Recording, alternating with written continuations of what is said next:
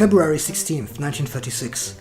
A Popular Front coalition of left-wing parties, including communists, socialists and anarchists, wins the election in Spain. On July 17th, the military stages a coup d'etat to seize power and create a fascist dictatorship. But the free people of Spain valiantly defend their freedom. On July 19th, the insurgents are thrown out of Barcelona, and just a day later, the fascists are stopped in Madrid. The fake coup d'etat turns into a full civil war, and the fascist leader Franco calls for help to create a dictatorship, and Italy and Germany intervene. The government of the Spanish Republic calls for help to defend democracy. From France comes nothing. From the United Kingdom comes nothing.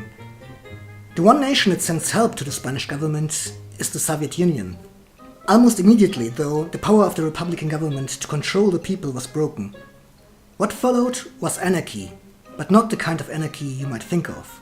The people of Spain started to organize themselves, without any leadership. They created societies that many people to this day claim are impossible to function, and yet they did. These societies sprang into existence by spontaneous actions of the Spanish people. That's why nearly every single one of them is unique. One thing that united most of them, though, were the two ideas they were based on: collectivism and individualism, or as some called it, libertarian communism. To look at even one of these societies in depth would take a video of at least 10 times the length of what we have here. So let's just take a quick look at two examples of anarcho-syndicalism in action. Let's first look at how agricultural collectivism was handled in some parts of the region of Aragon.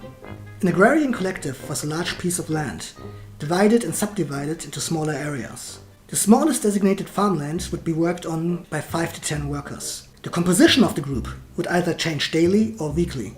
In regular intervals, different members of the group would be moved to different plot of land to work on. One of them was the delegate to the plenary meeting, where he would represent his group. This position would be rotated between all members of the group. Now let's look at Catalonia and see how the textile industry was collectivized. The workers elected a central committee to coordinate and supervise the production in all factories. These committees were not only voted for in elections where everyone who worked in that industry had exactly one vote, but furthermore, the delegates were under constant scrutiny and could and would be exchanged for different individuals if the workers were unhappy with their administrative work. These committees changed how work was conducted by quite a bit. They introduced the 30-hour work week, all salaries were raised by about 15%, and for the first time continued payment in case of illness was introduced. While not everyone would earn the same salary, the differences were reduced to where the most highly trained technician would earn around 3 times that of what a normal worker would earn. The democratic social experiments in Spain were cut short by the war and eventual defeat against the forces of fascism. They were not given the time to grow, evolve and solidify, and thus we have no way of knowing how they could have turned out. But they do exemplify that the possibilities are much more diverse than what is commonly presented to us. And as we learn to be more tolerant and accepting of different cultures, maybe we will relearn to be more tolerant and accepting of varying ideas of how the people of the world should be governed, or, in fact, not be governed by anyone but themselves. Thank you for watching.